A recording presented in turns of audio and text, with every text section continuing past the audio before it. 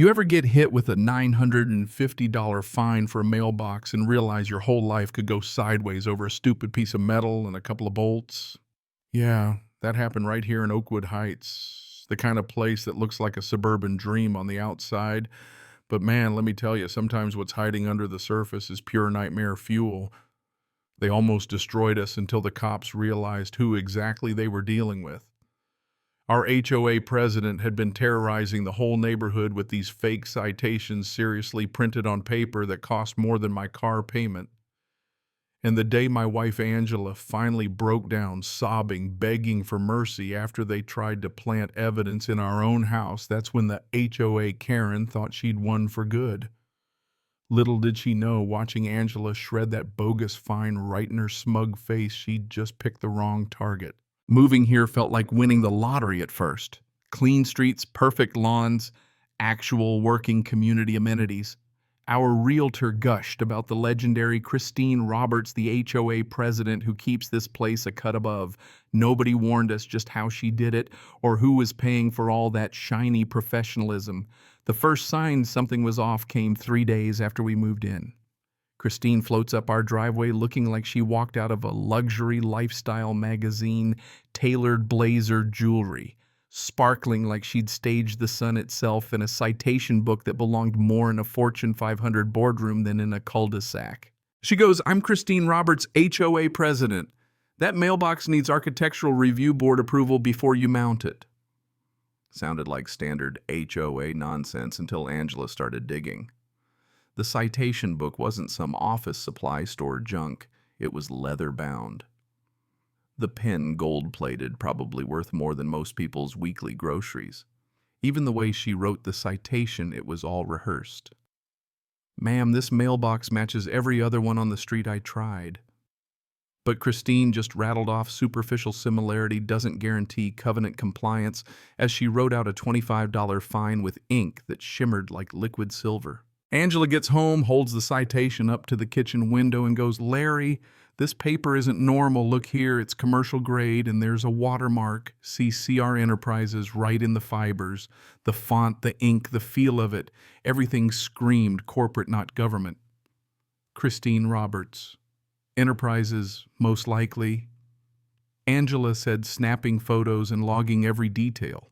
She's running a business disguised as community service, and someone's investing serious cash in these citations. Not even kidding, Angela figured out she was blowing thousands a year just on paperwork, never mind the wardrobe or gadgets. This wasn't volunteering. This was a well-funded operation. Angela went full detective tracking premium citations in the neighborhood, finding 12 houses hit with the exact same professional quality fines in a month. Sequential numbers matching ink. Even the old man 3 doors down got cited for early holiday lights on paper that cost more than his string of bulbs.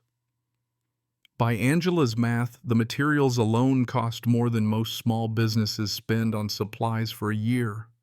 Who the heck had that kind of money to keep Christine's operation rolling? The answer pulled up at 10 o'clock on a Tuesday, a black sedan, quiet, sleek, the kind of car that whispers official business. A guy in a tailored suit, briefcase matching Christine's leather set, and a state government tag on his plate.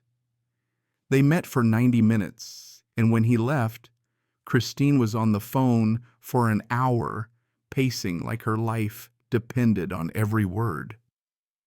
"Financial forensics," Angela muttered, scribbling in a pocket notebook. "Premium supplies, government contacts, coordinated timing." She's running a funded business model, not just a little HOA club. That black sedan made it pretty clear Christine wasn't acting alone. And the very next morning, the whole neighborhood got emergency community meeting notices, again on that premium letterhead. Critical safety briefing. Immediate action required. I've never seen so many nervous faces crammed into a rec center, everyone holding the same official-looking handouts and thinking, "Oh, this must be serious." But Angela, she was cool as ice, scanning everything, reading body language like she was running a poker table. "Larry," she whispered, "Christine's been trained in mass manipulation. These headlines, the setup, even the lighting, it's all about creating fear. Christine strutted in, PowerPoint blazing with professional charts, scary property value stats, even crime data overlays. Except Angela spotted right away that the numbers were fishy. When the Q+A opened, Angela stood up, all calm authority. "Mrs. Roberts, can you clarify the sources for your statistics?" Christine bluffed about official records, but Angela pounced. "You're showing stats from postal code 94582, but we live in 94581. That's a completely different city." You could feel the mood shift. The whole room started murmuring. Angela dismantled every fake fact Christine presented, pointing out missing dates, unverifiable data, all of it. After the meeting, folks lined up to thank Angela. "Something felt off," a neighbor said, "but I couldn't prove it." Angela just smiled, but later she told me Christine isn't targeting families, she's testing how to control a whole community, finding out who resists, who follows. Somebody trained Christine in advanced social psychology and manipulation. Then things got nasty. Mrs. Anderson, one of the neighbors who'd been cited, showed up at our door, sobbing her online reputation was shredded overnight.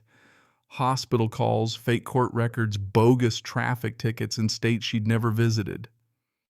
Angela took one look and said, "This isn't random. Somebody with real law enforcement credentials is planting this." She tracked every digital footprint, fake records in official databases, access logs tied to authenticated users. In 24 hours, Angela wiped it all out and traced it straight back to police terminals. Christine noticed. That night she confronted Angela, trying to sound tough. "Your interference is a problem for community stability." Angela just stared her down. "Systematic database fraud is a federal crime. You're not running an HOA, you're running a criminal enterprise." For the first time, Christine looked genuinely scared. But Angela wasn't done. She started planting subtle bits of fake intelligence in the neighborhood, rumors of federal audits, witness protection, even interstate fraud investigations, each one uniquely tagged to see where the info would end up. Sure enough, those rumors triggered panicked phone calls all the way to the police captain Morrison. Angela mapped the network. Morrison was the link orchestrating police resources to back Christine's scams. The next escalation was full-blown intimidation.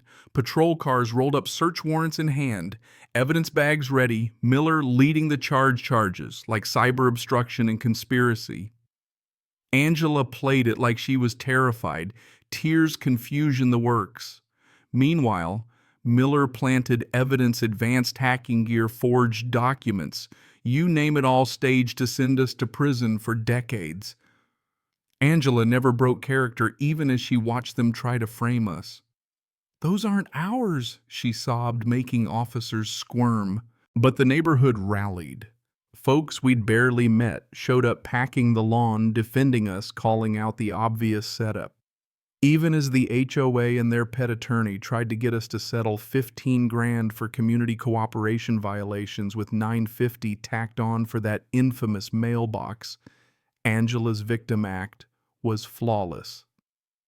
Until she snapped back into prosecutor mode. "Explain the $925 markup for administrative work," she said, turning the tables. When Christine tried to steamroll her, Angela calmly shredded the bogus settlement right in front of everyone. Christine lost it. "You just destroyed a binding agreement," but Angela just smiled. "I destroyed a piece of evidence in a criminal conspiracy. You want to call the cops, be my guest." What happened next? Well, Christine did call the cops. This time it brought the whole network crashing down. Morrison himself arrived with his SWAT team ready for another show of force until Angela flashed her badge. That's right. My wife, the suburban housewife they'd been tormenting, was Detective Angela Perez, Internal Affairs. Morrison's face turned white as a sheet. She read them. Their rights showed the receipts, money transfers, falsified records, coordinated intimidation.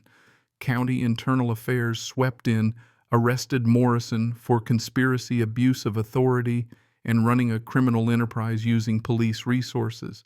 Christine and her crew went down too. Turns out Angela and I had moved here on assignment. The whole moving to Oakwood Heights story cover for an undercover corruption investigation that brought down one of the biggest police HOA rackets in county history. You want to know what real justice looks like? Morrison got 5 years, Christine 3, and their cronies between 2 and 4. The county passed new laws, no more revenue partnerships, mandatory oversight, real protection for families. Mrs. Anderson got restitution and started an education program for families who'd been targeted. The garden where Christine used to plant fear is now a memorial for the families who got their lives back. I keep that brass mailbox out front, not because it means anything on its own, but because it reminds me every day that corruption can't survive real oversight. Our neighborhood's safe now. Flowers bloom where threats used to grow, and every year we hold a ceremony for the people who fought back. 3 years later, Oakwood Heights is the model for community justice, and Angela's head of the county task force, making sure nobody ever tries a stunt like this again. So let me ask you, if you've ever wished someone would finally take down the bullies hiding behind authority, what would you do if you found out your neighbor was actually undercover internal affairs? Drop a comment, share your story. Tell me, do you think real justice can win? Or do the crooks always come back for another round? Hit. Like if you want to see more corruption, get what it deserves. And don't forget, keep fighting for what's right, no matter how fancy the paper or how loud the threats.